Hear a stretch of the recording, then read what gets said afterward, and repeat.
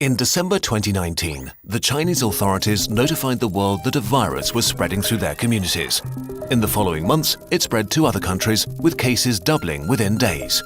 This virus is the severe acute respiratory syndrome-related coronavirus 2 that causes the disease called COVID-19 and that everyone simply calls coronavirus. What actually happens when it infects a human, and what should we all do?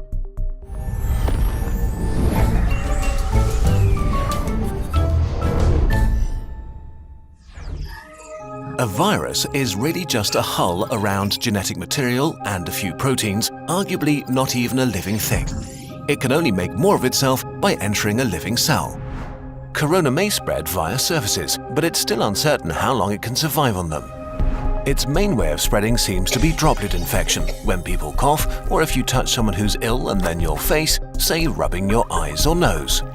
The virus starts its journey here and then hitches a ride as a stowaway deeper into the body.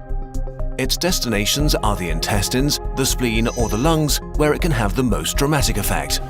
Even just a few coronaviruses can cause quite a dramatic situation. The lungs are lined with billions of epithelial cells. These are the border cells of your body, lining your organs and mucosa, waiting to be infected. Corona connects to a specific receptor on its victim's membranes to inject its genetic material. The cell, ignorant of what's happening, executes the new instructions, which are pretty simple: copy and reassemble. It fills up with more and more copies of the original virus until it reaches a critical point and receives one final order: self-destruct. The cell sort of melts away, releasing new corona particles, ready to attack more cells. The number of infected cells grows exponentially. After about 10 days, millions of body cells are infected and billions of viruses swarm the lungs. The virus has not caused too much damage yet, but corona is now going to release a real beast on you, your own immune system. The immune system, while there to protect you, can actually be pretty dangerous to yourself and needs tight regulation. And as immune cells pour into the lungs to fight the virus, corona infects some of them and creates confusion. Cells have neither ears nor eyes. They communicate mostly via tiny information proteins called cytokines. Nearly every important immune reaction is controlled by them. Corona causes infected immune cells to overreact and yell bloody murder. In a sense, it puts the immune system into a fighting frenzy and sends way more soldiers than it should, wasting its resources and causing damage. Two kinds of cells in particular wreak havoc.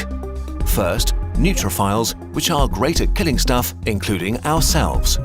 As they arrive in their thousands, they start pumping out enzymes that destroy as many friends as enemies. The other important type of cells that go into a frenzy are killer T cells, which usually order infected cells to commit controlled suicide. Confused as they are, they start ordering healthy cells to kill themselves too. The more and more immune cells arrive, the more damage they do, and the more healthy lung tissue they kill. This might get so bad that it can cause permanent, irreversible damage that leads to lifelong disabilities. In most cases, the immune system slowly regains control. It kills the infected cells, intercepts the viruses trying to infect new ones, and cleans up the battlefield. Recovery begins. The majority of people infected by corona will get through it with relatively mild symptoms. But many cases become severe or even critical. We don't know the percentage because not all cases have been identified, but it's safe to say that there is a lot more than with the flu. In more severe cases, millions of epithelial cells have died, and with them, the lung's protective lining is gone.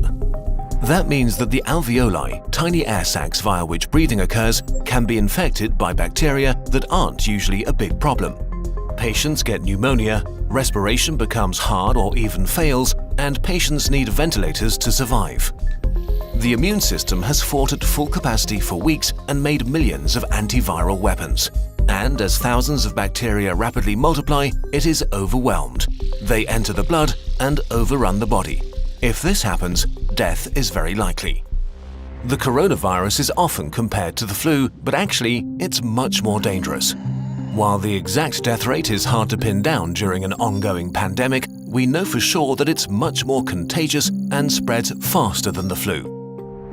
There are two futures for a pandemic like corona: fast and slow. Which future we will see depends on how we all react to it in the early days of the outbreak. A fast pandemic will be horrible and cost many lives. A slow pandemic will not be remembered by the history books.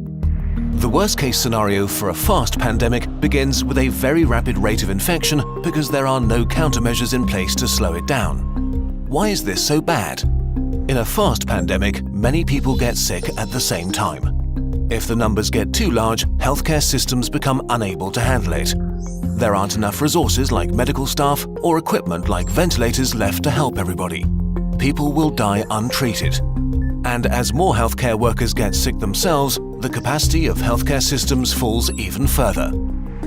If this becomes the case, then horrible decisions will have to be made about who gets to live and who doesn't.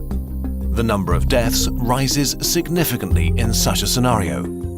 To avoid this, the world, that means all of us, needs to do what it can to turn this into a slow pandemic. A pandemic is slowed down by the right responses, especially in the early phase, so that everyone who gets sick can get treatment and there's no crunch point with overwhelmed hospitals. Since we don't have a vaccine for corona, we have to socially engineer our behavior to act like a social vaccine. This simply means two things: not getting infected and not infecting others. Although it sounds trivial, the very best thing you can do is to wash your hands. Soap is actually a powerful tool. The coronavirus is encased in what is basically a layer of fat. Soap breaks that fat apart and leaves it unable to infect you. It also makes your hands slippery, and with the mechanical motions of washing, viruses are ripped away. To do it properly, wash your hands as if you've just cut up some jalapenos and want to put in your contacts next. The next thing is social distancing, which is not a nice experience, but a nice thing to do.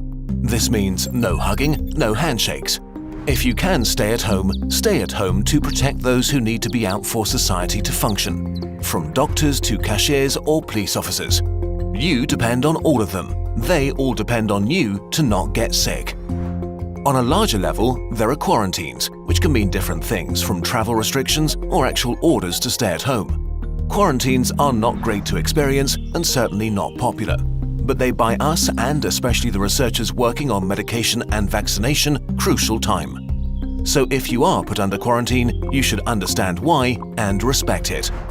None of this is fun, but looking at the big picture, it is a really small price to pay.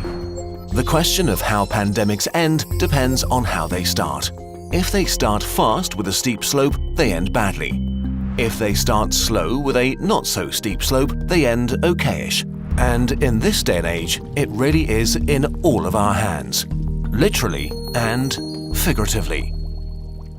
A huge thanks to the experts who helped us on short notice with this video, especially Our World in Data, the online publication for research and data on the world's largest problems and how to make progress solving them.